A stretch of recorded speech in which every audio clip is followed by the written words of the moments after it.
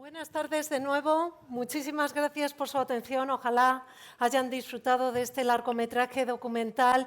Y ahora sí, sin perder tiempo y agradeciéndoles nuevamente su presencia, quiero dar paso y presentar, pedirles que ocupen también este escenario los autores y promotores de Malinche, la historia de un enigma.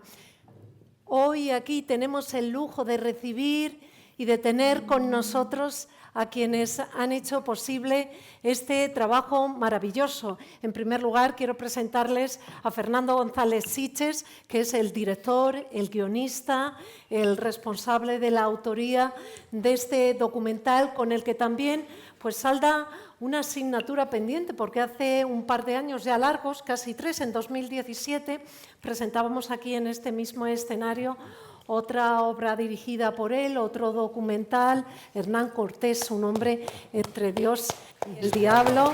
Fernando, bienvenido. Muchas gracias. Un gusto estar aquí, como siempre. Ese momento también lo disfrutábamos y lo compartíamos con la directora de producción de este documental. Hoy nuevamente y desde México recibimos aquí en la Universidad de Salamanca Margarita Flores. Margarita, bienvenida y muchas gracias. Muchas gracias. Continúo con la ronda de presentaciones. También nos acompaña una de las voces autorizadas que han escuchado en la película documental, nuestra vicerrectora de docencia, y en esta ocasión la hemos escuchado como experta en historia de América prehispánica e indígena, Izaskun Álvarez. Izaskun, muchísimas gracias.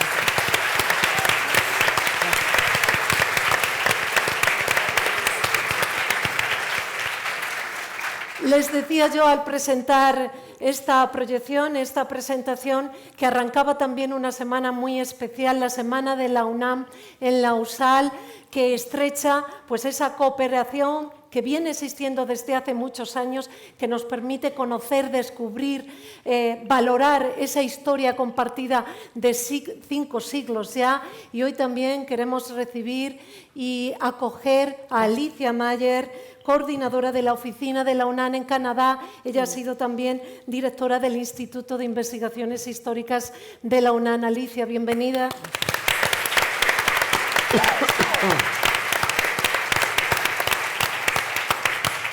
Y cierro esta ronda de presentaciones con nuestro querido Ernesto Velázquez Briseño, que también viene de México, productor ejecutivo del documental que acaban de ver. Él también fue director de TV UNAM y un estrecho colaborador de esta casa, de la Universidad de Salamanca, a quien queremos y admiramos. Ernesto, Muchas bienvenido. Gracias.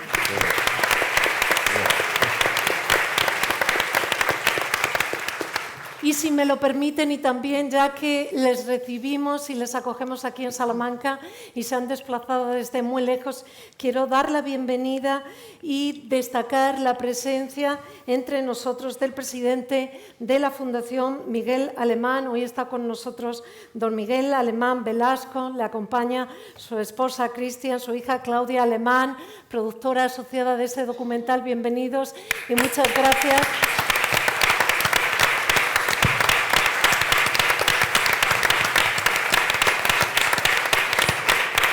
Gracias, y no me olvido de otra persona que también ha hecho posible este magnífico trabajo, don Armando Carrillo, igualmente productor asociado. A todos, muchísimas gracias.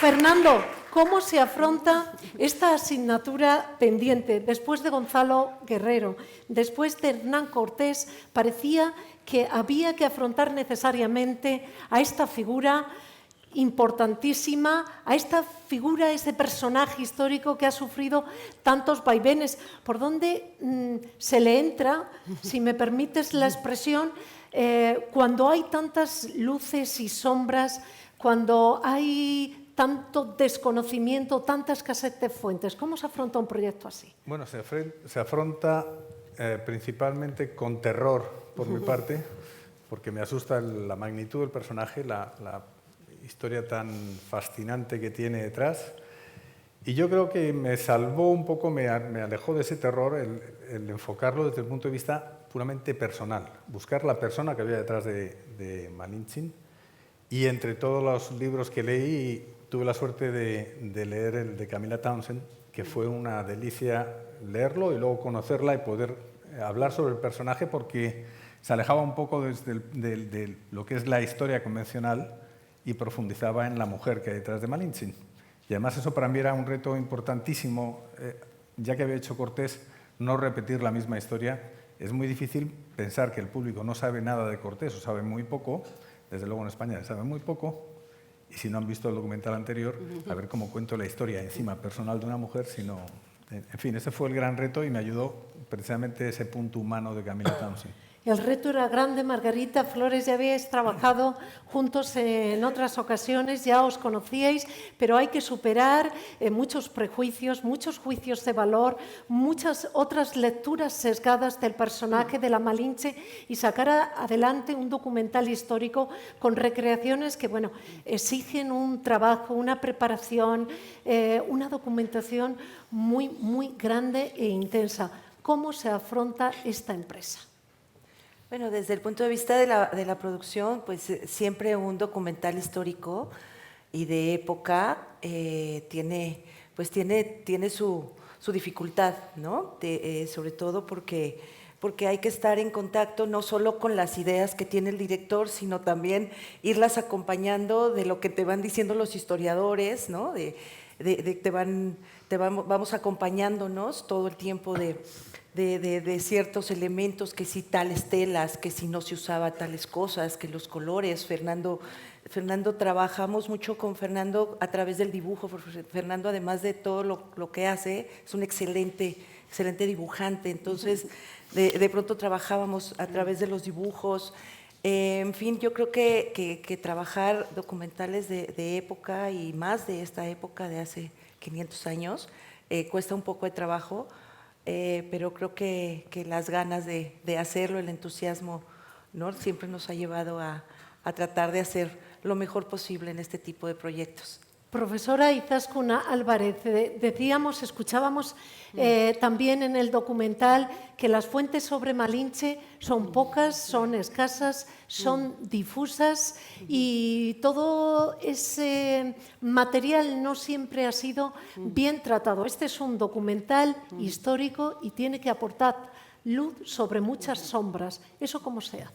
Lo primero que yo quiero destacar y poner en valor es el gran trabajo que ha hecho todo el equipo desde la producción ejecutiva, muy complicada, porque han tenido que rodar en circunstancias difíciles, sobre todo en Yucatán, en Xcaret, donde hay de todo, mosquitos, mucha humedad, mucho calor. Y sobre todo poner en valor también el gran trabajo de documentación. O sea, no es solo una producción, hemos visto que tiene el documental una tacha increíble, es un documental no normal, sino un documental científico, académico, y eso hay que valorarlo muchísimo, sino todo el trabajo que hay detrás, todo el trabajo de fuentes, de contrastar fuentes, de lectura, ¿no? Y yo creo que esto se lo debemos a Fernando, a Ernesto, como a Margarita, ¿no? Que han estado detrás de ese trabajo. Lamentablemente de la Malinche conocemos poco porque muchas de las fuentes donde, bueno, el seguimiento que podíamos haber hecho de la Malinche como propietaria, como encomendera, parte de esa documentación, como bien se explica en el documental, se ha perdido. Los historiadores siempre tenemos como objetivo leer entre líneas en la documentación, ¿no? Y es muy difícil porque las fuentes que tenemos son fuentes secundarias, tenemos las cartas, la historia imperial, por decirlo de alguna manera, que son las cartas de relación de Hernán Cortés, o la historia verdadera de la conquista de Nueva España de Bernal Díaz del Castillo. Yo siempre abogo por ir hacia otra historia, hacia las historias locales, hacia la historia de las crónicas del Altepelt, que son crónicas y que son relatos todavía no estudiados. Yo creo que la figura de Malinche todavía necesita ser revisada. Este es un primer momento, yo creo que es un punto cero para esta figura, y hay que volver otra vez a las fuentes y a fuentes no revisadas hasta el momento y no analizadas. Doña Alicia Mayer, hasta ahora no habíamos asistido a una lectura tan completa sobre un personaje tan complejo, tan apasionante. Es un trabajo cargado, nos decía la profesora Izaskun Álvarez, de rigor histórico. Estoy totalmente de acuerdo. A mí me da muchísima alegría como historiadora y como mujer ver una joya documental así, no solamente porque está extraordinariamente bien documentada y los productores y director ha estado muy pendiente de la asesoría histórica que ha recibido, que además al verla, aquí está Izaskun, quien felicito muchísimo, pero también a los historiadores que participaron, que son de primer nivel, no solamente historiadores mexicanos, sino españoles y del resto del mundo, que son extraordinarios y que han dado un testimonio pues lo más fidedigno posible que tenemos los historiadores para poder hablar con cierta objetividad, que eso es lo que siempre buscamos, a través de las fuentes, por supuesto. Hoy hemos asistido al estreno de este documental aquí en la Universidad de Salamanca. Hace unos días, el pasado miércoles, se presentó también en Casa de México, en Madrid. Recientemente lo presentaron en su país con un éxito tremendo. Señor Ernesto Velázquez, llega en un momento y en un año muy especial, 2019. Se cumplen 500 años de la llegada, como recordaba también el documental, de la llegada de Hernán Cortés a México. Se revisa la historia y parece que este documental, por ese motivo y por otros también, está de especial actualidad. Parece que pudiéramos pensar que mucha gente que está hoy aquí en este teatro se esté preguntando qué oportuno, está de especial actualidad, ¿no? También a raíz de las declaraciones del presidente de su país, López Obrador, revisando y revisionando, ¿no?, un poco lo que ocurrió hace 5 siglos. ¿Cómo lo ve? Bueno, la idea de revisar la historia es algo que es muy natural y muy propio de la mirada universitaria. Y como lo prueba lo que acaba de comentar tanto la doctora Álvarez como la doctora Mayer. Y de algún modo esto es también parte de un entusiasmo y de una iniciativa que yo quiero reconocer aquí públicamente del licenciado Miguel Alemán, que es un gran historiador también, que ha escrito libros de historia y que tenía esta pasión porque nosotros los mexicanos revisemos, que eso es lo que se ha hecho también mucho en nuestra universidad, en nuestra gran UNAM, sin tapujos nuestra historia, y yo creo que es el momento, como lo dice un poco el guión, de romper con los mitos de la historia oficial. Por eso la trilogía es tan importante. Gonzalo Guerrero, El náufrago, que es también uno de los primeros padres del mestizaje en México. Cortés, que ha sido estigmatizado durante toda la historia. Y la Malinche, que ha sido sinónimo de traición. Ojalá ahora con la revisión que hacemos en el documental ya no se diga malinchismo en México como símbolo de traición, sino como símbolo de superación. Nos interesaba mucho esa mirada, de nuevo, nos interesaba hacerlo también, debo decirlo, en este año que se ha consagrado en México a la mujer, no nada más el mes de marzo, sino prácticamente todo el año. Y bueno, pues contratamos un promotor que se llama Andrés Manuel López Obrador para que hubiera más asistencia a los teatros. Finalmente, él tiene su particular punto de vista. Nosotros lo que creemos es que hay que hacerlo con una mirada siempre fundamentada en la historia y en los textos y en las fuentes, y que salga esto a debate. Creo que en todo caso tiene la salud de poder discutir con fundamentación lo que tenemos, lo que sabemos, encontrar nuevas vertientes de nuestra historia en documentos que no se habían conocido, y hacerlo a través de un documental.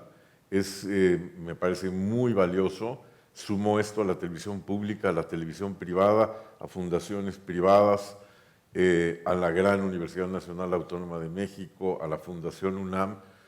Hacerlo, decía yo, en un documental es muy valioso porque permite ampliar a una numerosa audiencia este tipo de contenidos y que no se quede solamente en el aula académica, también eso es importante. El primer día que sacamos un breve fragmento del documental, ahora con los nuevos medios de comunicación estábamos asombrados porque en menos de 24 horas tuvo más de 120 y tantas mil visualizaciones. A estas alturas de la historia creemos que lo ha visto ya más de 1 millón de espectadores, y para nosotros plantearlo en la Universidad de Salamanca no solamente es un privilegio y un goce, sino un desafío, porque aquí hay una mirada lúcida y fundamentada. Entonces, mientras exista discusión fundamentada, todo está bien. Lo cierto es que este documental lo que sí que muestra es la riqueza compartida entre dos mundos que se encuentran en un momento de la historia que no se puede obviar a la hora de hacer ese análisis y que nos ha seguido enriqueciendo, ¿no?, desde hace 5 siglos. Lo importante también de este coloquio es que los espectadores y quienes hoy nos acompañan puedan participar si así lo desean y puedan plantear pues, cualquier comentario o cualquier pregunta que deseen hacerle tanto al director y guionista como a los productores, como a los historiadores que nos acompañan. Sí, Ernesto. Que antes de que hubiera alguna pregunta, yo quiero saludar la presencia de Santi Vega, el compositor de la música extraordinaria de este documental. ¡Bravo!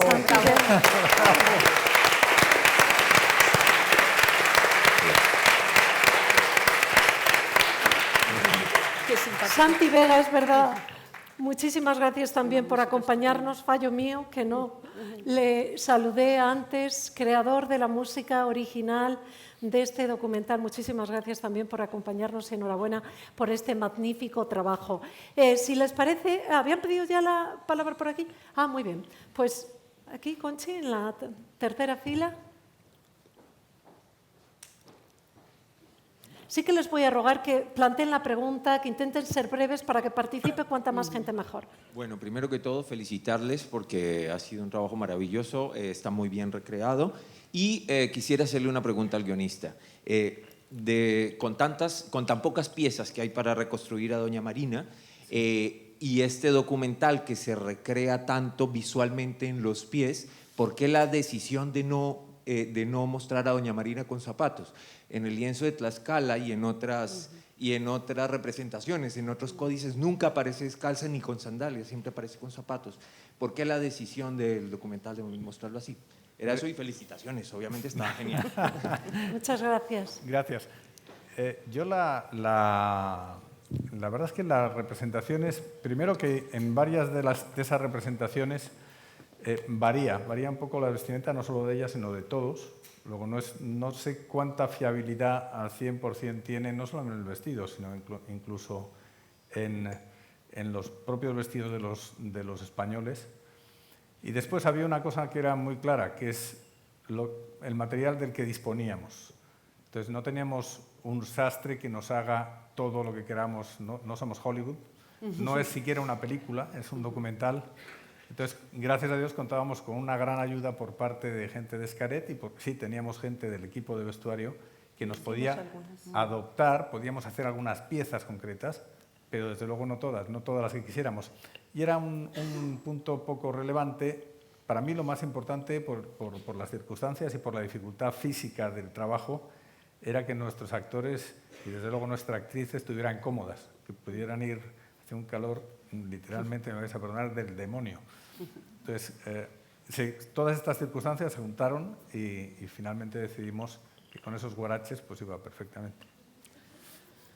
¿Había otra pregunta por allí? ¿Sí? ¿Allí?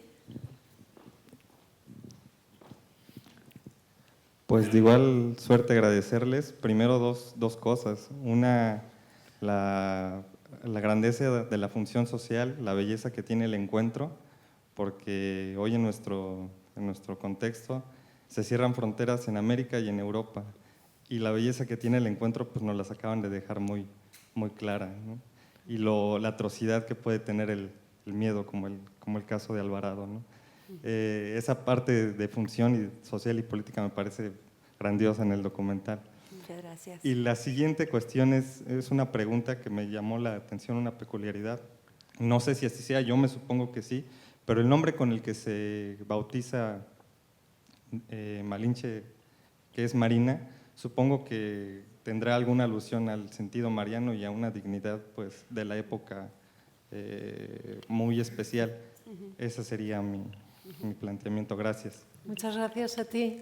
Bueno, Sobre el nombre, los sí. nombres de Malinche. Es muy interesante lo de los nombres, porque Pedro de Alvarado era, si me lo permiten, un poco bruto. Era demasiado bruto. Pedro de Alvarado era además muy alto, muy grande y era rubio. Y en lengua náhuatl, los náhuatl le llamaban tonatú, que es sol, porque era rubio y muy grande, ¿no?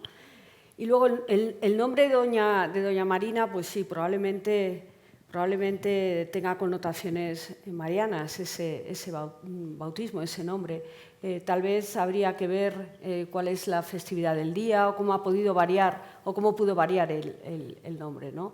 Desconozco por qué doña Marina, ¿no? Exactamente.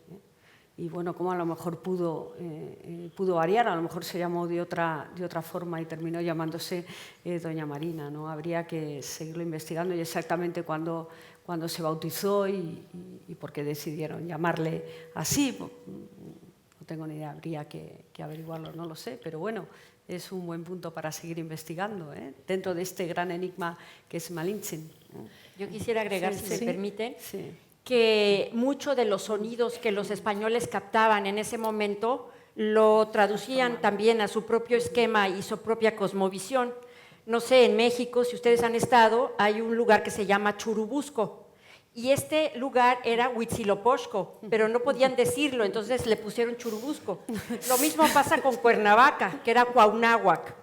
Entonces, es un poco el sonido y de ahí muy probablemente, como lo explica muy bien en el documental, también Camila Tausen, cuando dice que se le pone el sin, lin, etcétera, es también mucho como sonaban los nombres de acuerdo al esquema español del lenguaje. Yo doy fe que a día de hoy los españoles seguimos sin poder pronunciar todo esto. Vale. Nos cuesta hasta pronunciar bien Malinche. Imposible. ¿Qué es lo que ha sido más difícil y más costoso a la hora de realizar este documental? Porque hablábamos de las recreaciones históricas, del vestuario, del maquillaje, del lenguaje, del náhuatl, del maya, de los idiomas que aparecen en este documental. ¿Qué es lo que más les ha costado? Bueno, yo creo que cada etapa de la producción tiene su dificultad, ¿no? Todas las etapas. La etapa de preparación, cuando estamos en la investigación, escribiendo el guión, es una etapa fuerte, ¿no? Es una etapa también muy complicada y cada una tiene sus cosas, ¿no? Luego viene la parte del rodaje, que es juntar todos los elementos para poder hacer esto, ¿no? Y luego viene la parte de la postproducción, que no sé cuál sea más difícil. Yo creo que ambas tienen su dificultad. Yo creo que en cuanto a la producción, creo que las tres tienen su dificultad, pero creo que en mi percepción la parte del rodaje es, por supuesto, la más complicada, la más complicada porque no solo manejas unas cuantas personas, estamos hablando que hubo más de 150 extras, éramos alrededor de 70 agentes de equipo, entre la gente de cámara, la gente de cast, en fin, toda la gente. Entonces, de pronto había días que éramos más de 100 personas en set. Entonces, realmente era muy complicado con estas temperaturas, con el manejo de caballos, con el manejo de animales, en fin, ¿no? Era complicado. Los mosquitos. Los mosquitos, y un director que nos hacía trabajar 17 horas diarias, ¿no? Claro, una productora que no me dio más que unos días para toda esta historia. Si me permites, Ana, yo solo quería apuntar que las dos lenguas que oímos son el náhuatl, es un náhuatl clásico, pero se oye maya yucateco. Y el maya yucateco está perfectamente pronunciado. El maya yucateco tiene 5 vocales y 5 sonidos, y algunos glotalizados. Son muy difíciles de decir. Y Priscila Lepe lo hace fenomenal. Yo sobre eso os voy a contar una pequeña anécdota, porque yo llego, después de trabajar desde España con ellos por internet, llego a una primera lectura de guión. Entonces está todo el cast puesto y empiezan con sus cuadernillos a leerlo.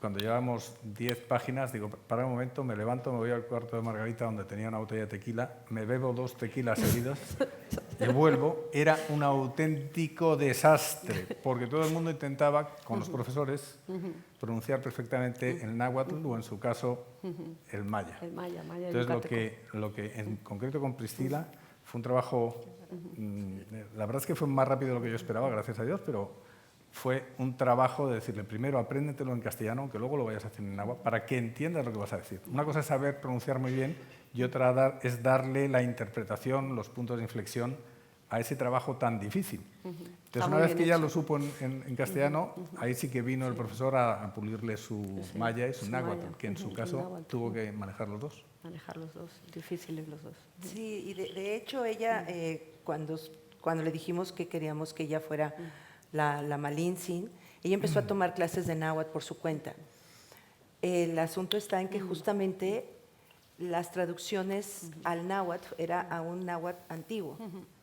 Entonces ahí fue donde la doctora Berenice Alcántara y un grupo de gente también del Instituto de Investigaciones Históricas de la UNAM nos empezaron a hacer traducciones, pero no al náhuatl de ahora, sino al náhuatl de aquella época, ¿no? Porque era Malintzin se tenía que referir y saber hablar con todos, tenía que saber hablar tanto como con Moctezuma como con las otras gentes. Por eso también incluso le hace estas referencias, ¿no? Previas, hablar con él. Y de pronto cuando se enfrentó a esta traducción, dijo, no, pero yo no estudié esto no es así. Y el maestro le decía, es que no es así ahora, ¿no? Pero en ese tiempo se habla. Entonces, hasta en estos detalles también hemos procurado tener ese cuidado, ¿no? En eso y en la elección de los historiadores, porque están las voces más autorizadas para hablar del momento, del personaje. Y también un tema, hablando de, perdón, con respecto a los detalles, hay algo que yo creo que le va a interesar saber mucho al auditorio, y es que la recreación que se hace animada de la ciudad de Tenochtitlan es la más fiel que van a poder ustedes encontrar, no está inventada. La recreó el Instituto Nacional de Antropología e Historia, se hizo una cuidadosa maqueta que está expuesta en la Sala Mexica del Museo de Antropología e Historia, que espero que vayan, es uno de los 10 museos más hermosos del mundo, y al contrario de lo que se sospecha por las declaraciones recientes, ustedes son siempre bienvenidos a México. Y déjenme decirles que lo que se hizo fue con una técnica muy cuidadosa, grabar cada detalle de con una cámara especializada de esta maqueta y luego recrearla. Así que lo que han visto es lo más fiel y lo más cercano a lo que fue esa extraordinaria ciudad. Y por otro lado, nada más, con respecto a lo que decías de los historiadores, pues como pueden ver ustedes, hay una múltiple mirada coincidente y una múltiple mirada entusiasta en torno a un personaje. Nunca se juntaron entre sí todos estos historiadores, esto vale decirlo, y también hay que destacar muchísimo, además de los investigadores e investigadores de la UNAM o del INA, el asombroso caso de Camila Tausen, que lleva 20 años estudiando a Malintzin, que llegó a ella porque estaba estudiando a Pocahontas, y alguien le dijo, hay un caso extraordinario que debes de estudiar. Dejó a Pocahontas a un lado, publicó el libro que estaba haciendo y lleva 20 años metido en esto, y es una anécdota muy, muy interesante. Tengo por aquí 2 peticiones de palabra.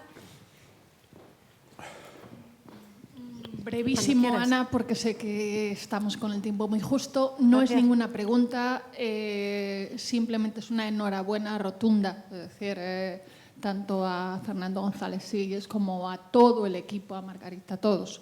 Realmente ha sido, como dice Izaskun, un documental científico. Es decir, realmente ha sido un documental basado en todo, contemplado el lienzo de Tlaxcala. Lo de las sandalias, entiendo que Fernando es biólogo o botánico y diría, bueno, pues hace más calor aquí y es muy complicado. Pero realmente me parece que se han cuidado los detalles al extremo. O sea, realmente es verdad que se menciona solo 3 veces en las cartas de Hernán Cortés. Es decir, es verdad que Lope de Gómara Yo no sé si la menciona, o la menciona como la India, o por ahí realmente. Y simplemente decir que los que no hayan visto Hernán Cortés, un hombre entre Dios y el diablo, por favor, que lo vean.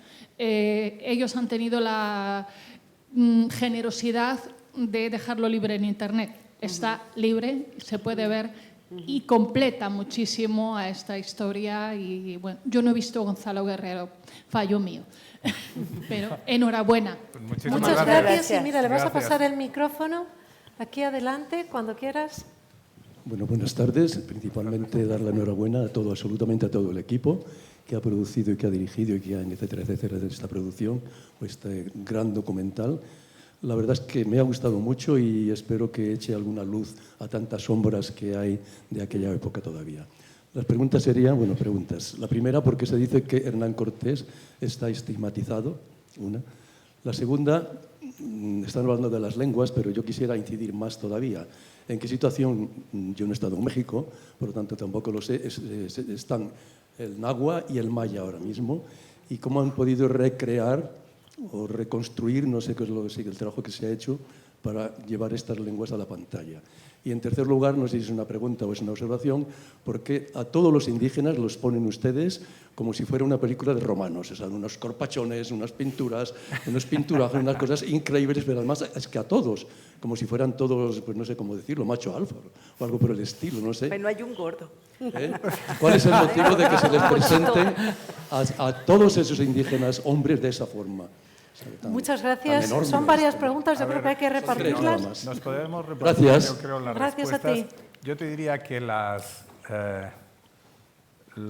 para empezar desde la última pregunta, yo el casting, no todos tan fuertes, lo que pasa es que los fuertes te llaman la atención, lo mismo que las mujeres más guapas te llaman más la atención en Hollywood que las secundarias, que son mejores actrices. O que los hombres guapos te llaman más la atención que los que están en última, pero que hacen un papel fundamental. Pero sobre todo yo creo que en esa época, tanto españoles como indígenas, era una época muy física. Evidentemente, a lo mejor en el palacio de Moctezuma pues había gente que no lo era, pero todos los que rodean a Cortés eran guerreros. Entonces, evidentemente, no eran gente floja, ni eran gente gorda, estaban en forma. Lo mismo que los españoles que iban allí, pues los que no estuvieran en forma, me imagino que en la primera batalla desaparecían. En cuanto a ver que se me olvide. ¿Las lenguas? Bueno, las lenguas, por favor, yo creo que Con la como cantidad de español, lenguas. yo he sido el primero que me ha llevado la sorpresa. Imaginas que es una cosa como que del pasado. Bueno, sí, allí había unos cuantos indígenas que hablaban distintas lenguas. No, está muy vivo el mundo indígena, no sé cuántas lenguas. Ahí 68 lenguas 68. indígenas. ¿Vivas? Sí, Vivas. Hoy. Y El que maya- si quiere, y que traemos, por cierto, en el móvil una aplicación donde puede escuchar música de todas ellas. ¿Sí?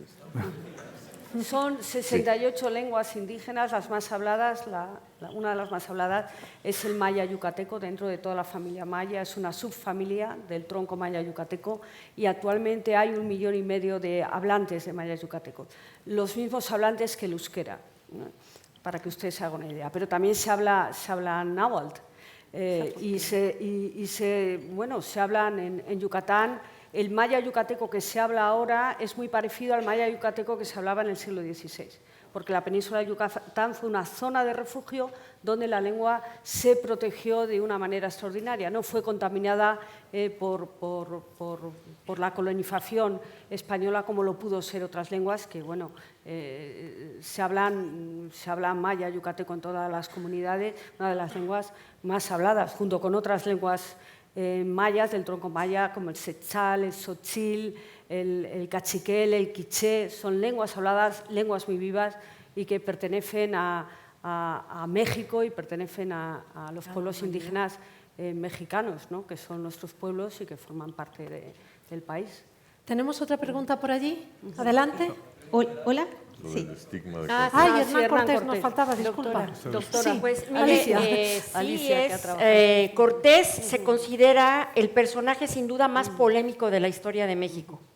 Es una persona muy controversial que ha pasado a lo largo de 500 años entre la leyenda negra y la leyenda dorada, de acuerdo a los vaivenes políticos de nuestra nación. Entonces es muy, muy interesante ir siguiendo cronología historiográfica que hay sobre Cortés desde Gómara hasta el día de hoy y en la mañana muy probablemente el último plumazo que se le da a la interpretación de este personaje es un personaje fascinante precisamente porque está lleno de claroscuros en su personalidad y en lo que legó.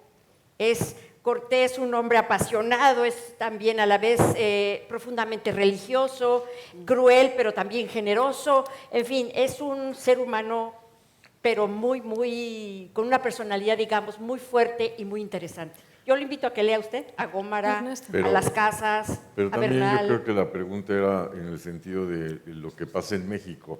En México no se le quiere a Cortés, porque se creó esta imagen, evidentemente, de que era un asesino. La versión liberal, digamos, desde el 19 también fue destruir todo lo que tuviera que ver con España, y en ese repasón, por ejemplo, en el caso de Cortés no hay una sola calle o no hay un solo busto. Bueno, hay un busto en el Hospital de Jesús que él creó, pero es un busto escondido. Los restos de Cortés hubo que cambiarlos de lugar, independientemente de toda una peregrinación que tuvo en varias iglesias y en varios lugares. En el lugar donde están ahora, en la Ciudad de México, se trató de no decir que estaban los restos ahí para que no los trataran de profanar. Se cambió la urna de espacio, se subió 1 metro silenciosamente sin decir a nadie y de manera escondida. Por cierto que fue gracias al padre de don Miguel Alemán, que fue presidente de la República, que en su época se rescataron esos restos, se analizaron y se descubrió, detalle curioso, que estaba tundido a golpes, como en sus huesos, y que nada más le quedaba un solo diente, ¿no? Pero, en fin, para poderlo sacar en esa época, en 1951, ya hubo necesidad de hacerlo con mucho cuidado para no provocar reacciones nacionalistas y furibundas. Por eso esta idea, o por eso decía yo que ha sido un personaje estigmatizado, del que pocas televisoras o pocos intentos ha habido. Uno lo hizo también don Miguel Alemán hace 40 años, de poder sacarlo a la luz pública y tratar de describir, como dice la doctora, sus luces y sus sombras, ¿no? Y de hacerlo de una manera no apasionada o no... Que es lo que se hace también en ese documental que recomendaba Hernán Cortés, un hombre entre Dios y el diablo. ¿Hay otra pregunta por allí? Adelante. Sí, hola Paulina, soy de Chile. Quería felicitarlos por la producción del documental, me parece súper interesante, pero sobre todo considerando hoy día lo que es el movimiento feminista actual, que se ha manifestado no solamente acá en España, sino que también hemos sido testigos del incremento del movimiento en América Latina. Y me gustaría preguntarles, principalmente a la productora del documental, ¿qué intención hay a través de la historia de la Malinche de reivindicar la figura de la mujer en la historia latinoamericana y de releer el rol, pero insertándolo en los círculos feministas actuales? Gracias. Muchas gracias. Margarita. Pues muchas gracias por las felicitaciones. Yo creo que a lo largo de cómo venimos desarrollando el documental y empezamos a encontrar a esta maravillosa mujer, pues yo creo que más nos encantaba no solamente tratar de dar a conocer la vida de esta gran mujer, sino todo nos empezó a llevar a reconocerle muchísimos más aspectos a través de los historiadores que nos contaban de su vida, que la han estudiado mucho más. Y eso, por supuesto, creo que llega en un momento fantástico, porque justo empezamos nosotros a hacer en el 2000, yo creo que nosotros nos tardamos como 1 año y medio entre la investigación y el guión, 1 año, por ahí un poco más, y luego que la intención era llegar al 2019, justamente por este asunto de los 500 años, pero también nos encontramos en el 2019 con toda una mirada ya también diferente hacia la mujer, ¿no? Con todo una reivindicación y un cambio en cómo nosotras las mujeres queremos que nos miren y queremos mirar nuestros pares también. Entonces, creo que coincidió de manera muy afortunada el poder dar a conocer la vida de esta maravillosa mujer y que de paso también se pusiera sobre la mesa también el papel de la mujer, no solamente, como lo dice también una de las historiadoras que aparecen, Berenice Alcántara, ¿no? Dice, como lo recordarán, que el estudiar a estas mujeres del pasado, de nuestro pasado, en el caso de México, ¿no? Es también estudiar y comprender lo que somos, ¿no? Y comprender también a estas mujeres que ayudaron en su momento a este momento histórico del encuentro hace 500 años. Yo creo que coincidió bastante bien esto, y creo que es un momento fundamental en donde las mujeres tenemos que luchar por lo que queremos, salir adelante a pesar de todo, ¿no? A pesar de las circunstancias, que es un ejemplo que esta mujer nos da en su vida. Muchas gracias, Margarita. Gracias. Al fondo tenemos también otra pregunta pendiente. Adelante. Sí. Hola. Hola. Ah, vale. Te escuchamos. A mí me gustaría hacer hincapié en el proceso creativo del personaje, porque es un personaje histórico, pero vosotros mismos nos habéis contado que no se habla demasiado de él. Entonces, pues me gustaría saber cómo ha sido ese proceso creativo.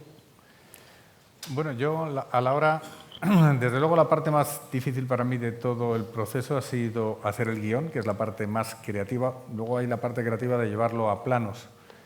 Pero evidentemente, como no soy historiador, e incluso aunque lo fuera, lo que hice fue basarme en la gente que más sabía, como habéis visto todos los entrevistados, y especialmente en el libro de Camilla Townsend, donde cuando hay un hueco, un gap ahí importante en la historia, o incluso en algunos de los enfoques que le puedes dar a la historia de esta increíble mujer, lo que hace es utilizar algo que muchas veces en los libros echan en falta, que es la lógica.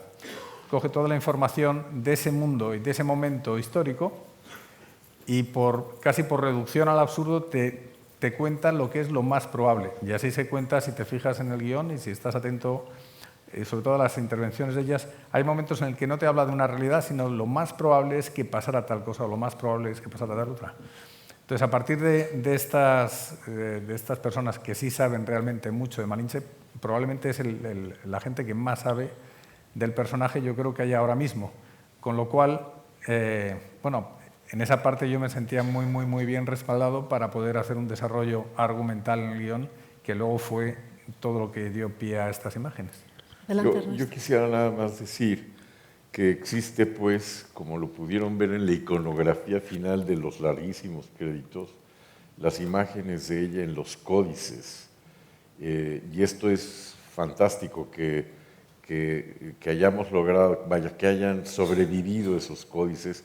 Por cierto, nos hace recordar a un exalumno ilustre de esta universidad, a Fray Bernardino de Sahagún, que en su Historia General de las Cosas de la Nueva España recuperó esos códices cuando se los mostraron los pocos que sobrevivieron después de que Zumárraga mandó incendiar, a quemar muchísimos. Pero ahí en esos códices pueden ver ustedes, como lo comentábamos hace un momento, la manera como se comportaba, la manera como dibujan, cómo eran estos encuentros, el dato que Barjau hace extraordinario de que la pone el más grande que a Cortés, la manera como estaba vestida, etcétera. Eso, acompañado de todo lo que nos dijeron los historiadores, permitió crear ese personaje, ¿no? Quizás querías añadir. Yo quería también apuntar que la Malinche aparece en el lienzo de Tlaxcala. Los tlaxcaltecas eran aliados de los españoles, ¿no? Fueron los que le ayudaron a Cortés. Y es interesante por eso, porque ellos la reflejan y la ponen en valor. Y luego aparece otra imagen de un pequeño manuscrito del aperreamiento, claro, donde aparecen los mastines que armaban los españoles, ¿no? con una cota de malla, que no eran mastines leoneses, eran mastines italianos, que tenían una cruz, eran enormes, eran grandísimos, ¿no? Y que los lanzaban contra la población indígena.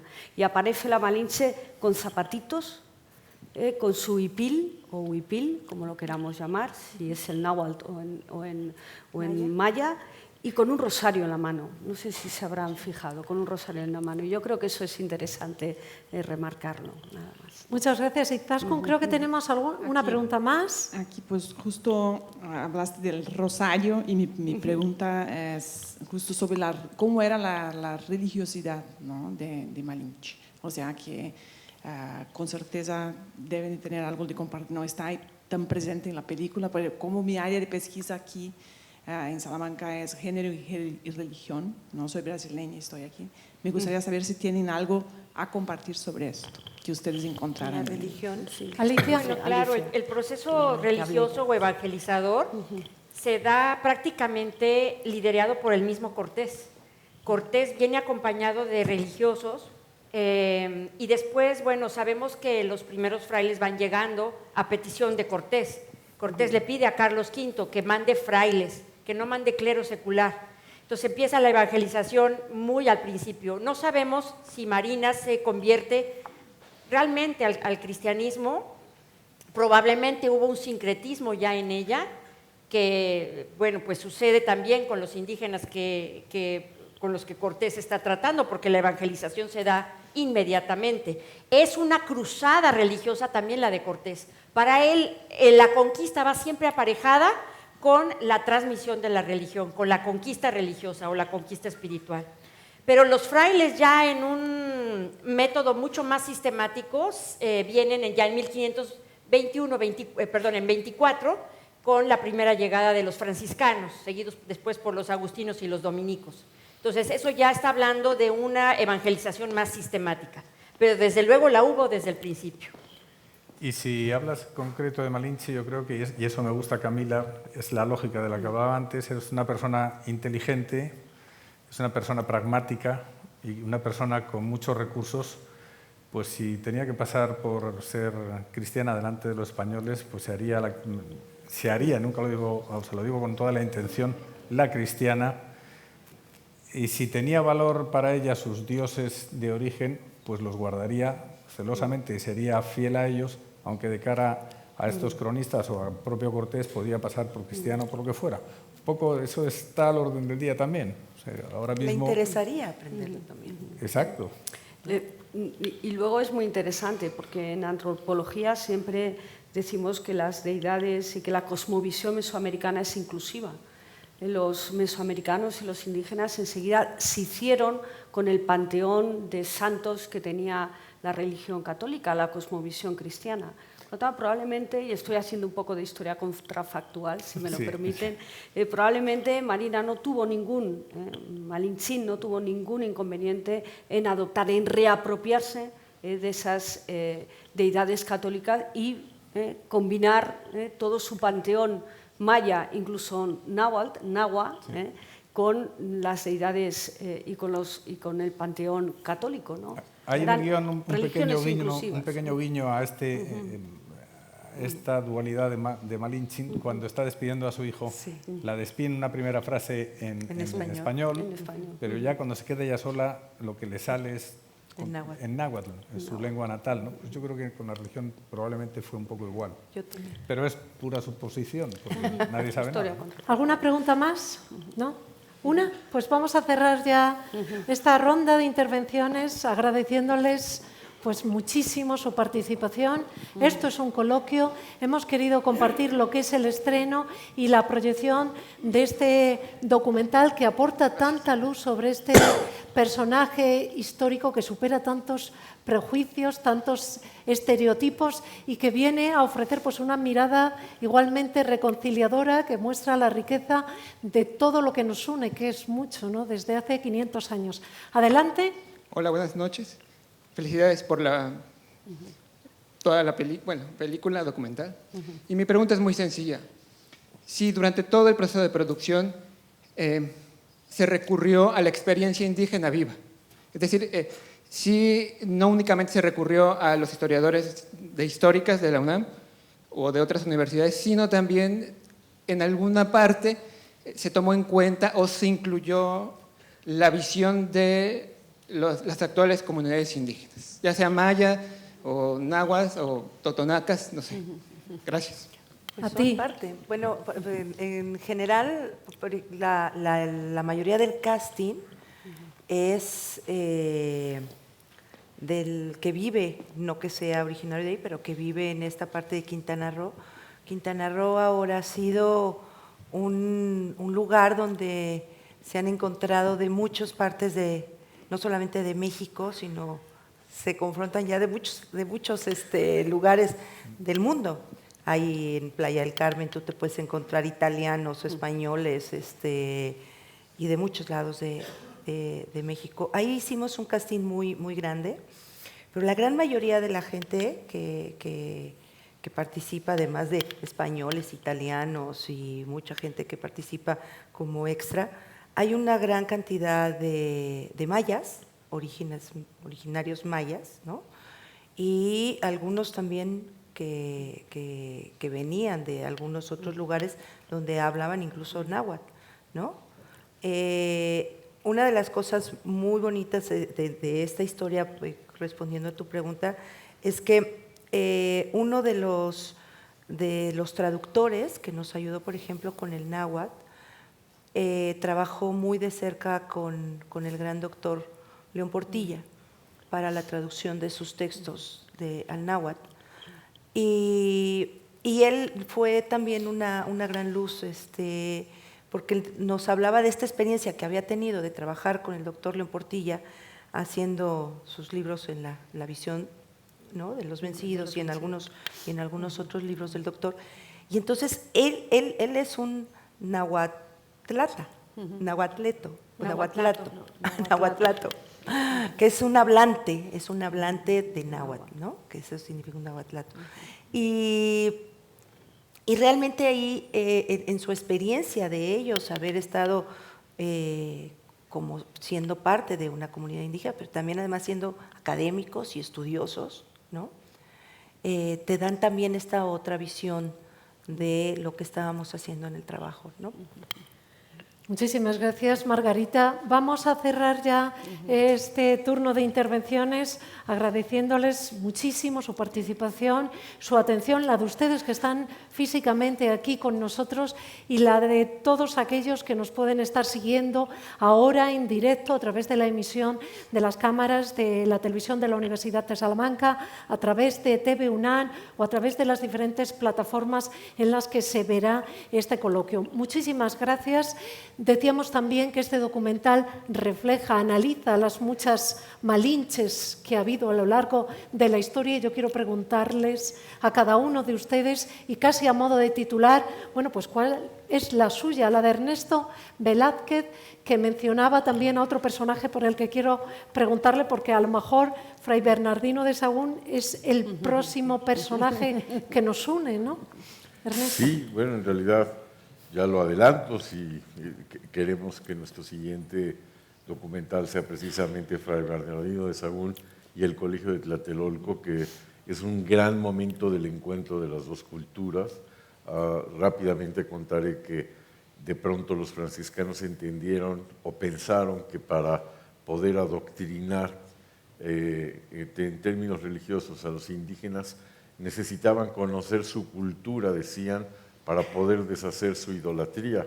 Y cuando Sahagún empieza a descubrir la cultura indígena, queda verdaderamente impresionado y hace 12 libros fantásticos que forman esta historia general de las cosas de las Nueva España, el Códice Florentino en su versión náhuatl y en español, que es cuya historia queremos contar en un siguiente documental, por lo cual espero que podamos obviamente venir a grabarlo en sus aulas, donde estuvo Sahagún. Y volviendo a Malintzin, yo creo que algo que vale la pena comentar con respecto al comentario de nuestra amiga de Chile es que las mujeres del sur de Estados Unidos, las que llamamos chicanas, ya la asumieron, de origen mexicano y norteamericano, ya la asumieron como un emblema, por eso lo que dice Barjau es fantástico. Yo me quedo con esa mujer extraordinariamente luchadora que pudo evidentemente superar toda esta adversidad y que de alguna manera demuestra el empuje de la mujer, no solamente en Latinoamérica, el empuje de la mujer. Gracias, Ernesto. Alicia Mayer, ¿con qué Malinche se queda? Con la mujer de tesón, inteligencia y liderazgo. Quizás con Álvarez. A ver, 3 adjetivos. Superviviente, inteligente, estratega. Es con la Malinche en que yo me quedo. Margarita Flores. Pues yo me quedo con pensar que somos los mexicanos, ¿no? Fruto, como dice el documental, hijos de una mujer que ha sido catalogada como pues la traidora, la chingada, ¿no? Y yo creo que a mí me gustaría quedarme con que somos hijos de una chingona.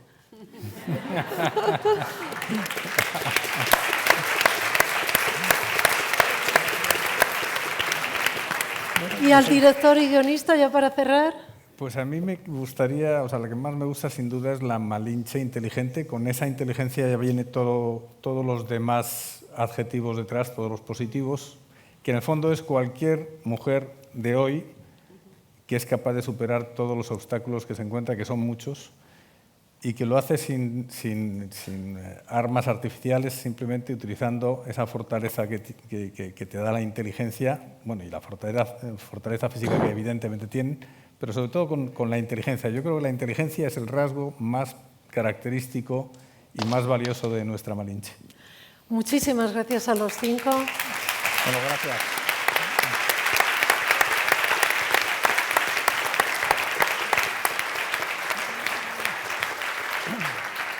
Muchas gracias a todos ustedes. Solo decirles que gracias por este regalo que recoge un pedazo y a un personaje de la historia que nos une. Muchas gracias. Gracias a ustedes y buenas noches. Gracias, Ana.